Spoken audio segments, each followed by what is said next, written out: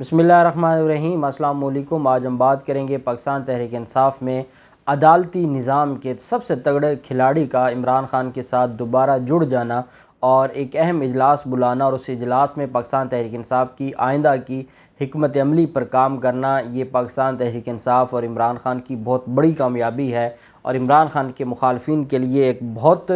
सख्त पैगाम भी है और उनके लिए ये एक लम्हा फ़िक्रिया है कि अब उनकी सियासत का क्या बनेगा जब हामिद ख़ान आज प्रैक्टिकली पाकिस्तान तहरीक इंसाफ के लिए वर्किंग शुरू कर देता है। ज़िमनी इलेक्शन के हवाले से बड़ा अहम इजलास हुआ और ये हुआ भी हामिद ख़ान साहब के दफ्तर में। उसकी तफसील मैं आपके साथ शेयर करूँगा। उसमें इतने बड़े बड़े पुराने नाम हैं जो बानी कारकुनान थे पाकिस्तान तहरीक इंसाफ के, दोबारा वो जुड़ गए हैं इमरान खान के साथ और उनका एक इजलास हुआ, उसकी तफसील मैं आपके साथ शेयर करूँगा। अब इमरान खान के दौर में एक Rawalpindi ring road corruption case था जिसके ऊपर उस वक्त की जो अपोजिशन और मौजूदा इम्पोर्टेड हुकूमत सियासत करती थी और आप जानते हैं कि जुल्फ़ी बुखारी जो मुआवन खसूसी थे इस वजह से रिज़ाइन दिया था कि उन पर इल्ज़ाम लगा था और फिर उन्होंने हद के इज़्ज़त का दावा भी फ़ाइल किया था। उसमें इमरान खान ने जो उस वक्त एक इंक्वायरी कंडक्ट करने वाले एंटी करप्शन के सीनियर अफसरान थे और एक इंक्वायरी कंडक्ट करवाई और उसमें ये बात सामने आई कि फ़लाँ लोग इन्वॉल्व हैं। उसमें जो सबसे सीनियर और जो मरकज़ी मुलज़िम था जिसको गिरफ़्तार किया गया और फिर लाहौर हाई कोर्ट ने ज़मानत दी थी, बाद में जाके काफ़ी अरसा वो जेल में रहा, उसका केस ही सिरे से शहबाज शरीफ ने ख़त्म कर दिया है। जिस रिंग रोड करप्शन केस पर इमरान खान के ख़िलाफ़ सियासत करते थे, आज उसी के मरकज़ी मुलज़िम को जिसको इमरान खान ने पकड़वाया था उसके मरकज़ी मुलज़िम को शहबाज शरीफ क्लीन चिट देते हैं और मैं हैरान होता हूँ कि शहबाज शरीफ कैसे बरी कर सकते हैं। हमने तो जो आईने पाकिस्तान में और जो हमारा जो CRPC है, क्रिमिनल जो ज़ाब्ता फ़ौजदारी है, प्रोसीजरल कोड, वो तो हमें कुछ और बताता है। तो ये सारा कुछ हो क्या रहा है हमारे मुल्क में और ये जो निज़ाम है ये कैसे चलाया जा रहा है, अहम तफसीलात आपके सामने रखूँगा। पार्लियामेंट की कौमी सलामती कमेटी का इजलास तलब किया गया है 5 जुलाई को। ये इन कैमरा इजलास होगा और उस इन कैमरा इजलास में जो हमारी कौमी सलामती कमेटी के मेंबरान उसमें शरीक होंगे, हमारे इदारों के सरबराह मौजूद होंगे, ब्रीफिंग देंगे वो और उस ब्रीफिंग में जो तहरीक तालिबान पाकिस्तान के साथ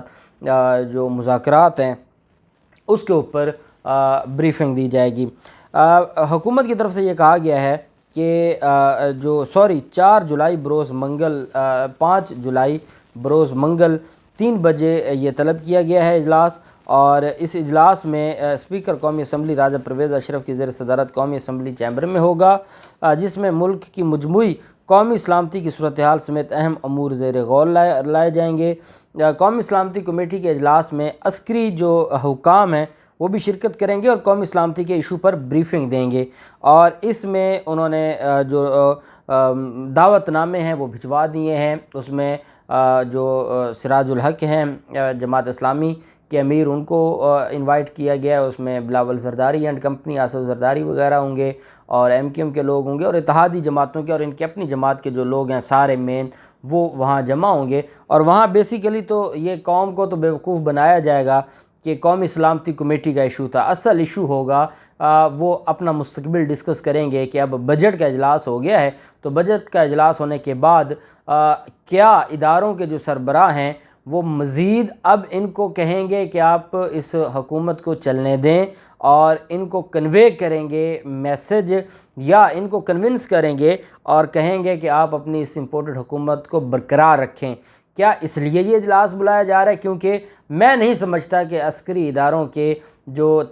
लोग होंगे वो आके अगर उन्होंने राजा रियाज को आके ब्रीफिंग देनी है, इतने बुरे हालात नहीं आए, तो मेरे ख़्याल में तो ये इजलास इस वजह से बुलाया गया है कि बजट मंजूर हो चुका है और शहबाज शरीफ ने 1-2 जगह पे आसिफ जरदारी का गिला भी किया है और कहा है कि आसिफ जरदारी मेरे हाथ मुझसे नहीं संभाले जाते। मुस्लिम लीग नून की क़यादत ने यह कहा है कि नवाज़ शरीफ को वापस आना चाहिए, आसिफ जरदारी को नवाज़ शरीफ ही संभाल सकते हैं, शहबाज शरीफ का काम नहीं है। अब ये जो सारी चीज़ें हैं इतनी बदएतमादी है, MQM अपनी जगह पे नाराज़ है, बाप पार्टी अपनी जगह पे नाराज़ है, ANP वाले ख़ुद अलग होना चाहते हैं, आज़ाद अलग होना चाहते हैं, इतने बुरे हालात इस हुकूमत के हैं। तो ऐसे में कौन सी कौमी सलामती कमेटी, और जब महंगाई से लोगों का जीना मुश्किल हो गया है,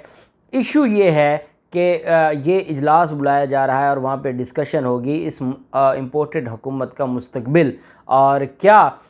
جو ہمارے ادارے ہیں کیا وہ یہ سمجھتے ہیں کہ ابھی اس امپورٹڈ حکومت کو چلنا چاہیے ملک کے وسیع تر مفاد میں، اور وہ اس پر کنونس کریں گے یا کیا ہوگا۔ جو بھی تفصیلات ہوں گی وہ بھی میں آپ کے ساتھ شیئر کروں گا۔ دوسری طرف جو معاملہ ہے، اور یہ ہمارے جو موجودہ حکام ہیں اور جس طریقے سے یہ ان ساری چیزوں میں، ایک تو میں آپ کو پہلے بتاؤں کہ حامد خان صاحب کا ایک بہت بڑا نام ہے، اور اس وقت جو بار کونسل میں دو بڑے گروپ ہیں، ایک حامد خان گروپ ہے اور ایک آسمہ جہانگیر گروپ تھا۔ اب جو آسمہ جہانگیر گروپ تھا اس میں وہ انڈیپینڈنٹ گروپ ہے، اور وہ مسلم لیگ نون ہے ساری، اعظم نذیر تارڑ صاحب ہیں، حسن بھون صاحب ہیں، اور یہ سارے لوگ مسلم لیگ نون کا حصہ ہیں۔ اور حامد خان صاحب ایک آئین کے ماہر بھی ہیں، آئین کے استاد بھی ہیں، اور آتھر بھی ہیں آئین پاکستان کے حوالے سے، اور ہسٹری جو آئین پاکستان کی ہے جس کو پوری دنیا میں بڑی پذیرائی اور ان کی بکس کو پڑھا جاتا ہے۔ حامد خان صاحب نے آج ان کے دفتر میں اجلاس ہوا، اور اس میں پاکستان تحریک انصاف کے سابقین سارے کے سارے ان کے آفس میں موجود تھے، جس میں انہوں نے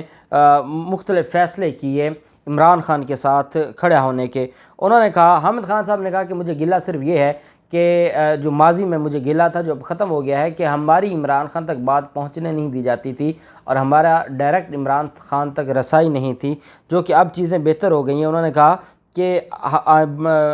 آپ نے دل برداشتہ نہیں ہونا، انشاءاللہ ہماری جماعت پر، تحریک انصاف پر اچھا وقت آئے گا۔ تحریک انصاف ہماری پارٹی ہے، ہم اس کی بہتری کے لیے عمران خان صاحب کی قیادت پر بھرپور کردار ادا کریں گے۔ آخر میں انہوں نے کہا کہ ہم ضمنی انتخابات کے بعد پنجاب میں ایک بہت بڑا ورکرز کنونشن رکھا جائے گا، جس میں عمران خان کو بھی ہم انوائٹ کریں گے، اور اس میں یہ جو پرانے جتنے نام ہیں، مظہر شاہی، محمد خان مدنی، سلمان ظفر، خرم جویہ، جمیل شاہ، عامر سیموئل، وقار طور ایڈوکیٹ، فیصل آباد سے سجاد حیدر، میاں طبیب، عطا اللہ نیازی، فرحت عباس، ذوالفقار علی سنپال، رانا عبدالغفار ساہیوال، یہ پورے جو ان کے سابقین تھے جنہوں نے ایک الگ سے نظریاتی پاکستان تحریک انصاف نظریاتی بھی بنائی ہوئی تھی، کیونکہ وہ اب دوبارہ پاکستان تحریک انصاف اور عمران خان کے ساتھ شامل ہو چکے ہیں، ان کو اختلافات تھے وہ ختم ہو چکے ہیں۔ حامد خان صاحب نے کہا ہے کہ اب آپ مجھے عمران خان کے ساتھ اگلی صف میں دیکھیں گے، اور میں عمران خان کے ساتھ یہ جو جد و جہد ہے وہ کروں گا، اور انشاءاللہ ہم اس امپورٹڈ حکومت سے جان چھڑائیں گے، اور ہم ہر حال میں عوام کو آزاد کریں گے۔ یہ بہت بڑی کامیابی ہے۔ میں تو کہتا ہوں کہ عدالتی نظام کا سب سے تگڑا کھلاڑی کوئی ہے تو وہ حامد خان ہے، اور اس کے عمران خان کے ساتھ کھڑا ہونا عمران خان کے لیے بہت بڑی کامیابی ہے، اور عمران خان کو اپنے جتنے بھی لوگ ہیں ان کو اپنے ساتھ کھڑا رکھنا ہوگا، یہی کامیابی ہے۔ آپ نے دیکھا کہ جو ادھر ادھر سے لوگ آتے ہیں یا جو لانے والے ہوتے ہیں، وہ اپنا مطلب نکلتے ہی آپ کو یا دھکا دے دیتے ہیں یا آپ کو چھوڑ کے چلے جاتے ہیں۔ آپ کے ساتھ وہی کھڑا ہوگا جو آپ کا اصل میں نظریاتی ہے، جو آپ کے نظریے، آپ کے منشور اور آپ کی جو پالیسی ہے اس کے مطابق چلنا ہی اپنی ذمہ داری سمجھتا ہے، اور اس وجہ سے یہ چیزیں بڑی اہم ہوتی ہیں۔ Rawalpindi ring road corruption case کے مرکزی ملزم کیپٹن ریٹائرڈ احمد محمود کی بریت کا آرڈر جاری کیا گیا ہے۔ یا تو وہ کیپٹن ریٹائرڈ تھے اس وجہ سے ان کو بری کیا گیا ہے، یہ کمشنر تھے راولپنڈی کے، اور جب یہ راولپنڈی رنگ روڈ اور اس میں اربوں روپے کی کرپشن کرنے جا رہے تھے، اور اس مد میں ان کو گرفتار کیا گیا تھا، اور پھر ان کی لاہور ہائی کورٹ سے ضمانت ہوئی تھی۔ شہباز شریف نے خصوصی اختیارات کا استعمال کرتے ہوئے Rawalpindi ring road corruption case کے مرکزی ملزم کیپٹن ریٹائرڈ احمد محمود کی بریت کا آرڈر جاری کر دیا۔ ذرائع کا کہنا ہے کہ شہباز شریف کی شفقت سے راولپنڈی رنگ روڈ میں سابق commissioner Rawalpindi captain retired Muhammad Mahmood اور land acquisition collector Waseem Tabish کو کلین چٹ مل گئی ہے۔ راولپنڈی رنگ روڈ سکینڈل میں تحریک انصاف کی بدنیتی اور نااہلی کا جو قرار دیا گیا ہے شہباز شریف کی طرف سے کہ یہ وہ ذمہ دار تھے، اور یہ ملبہ ڈالا انہوں نے ان سینئر افسران کے اوپر۔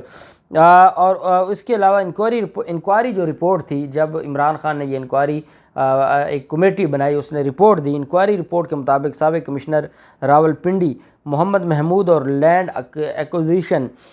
کلیکٹر وسیم تابش کو کلین چٹ ملی ہے، اور اس میں ان کے خلاف ایلیگیشن یہ تھا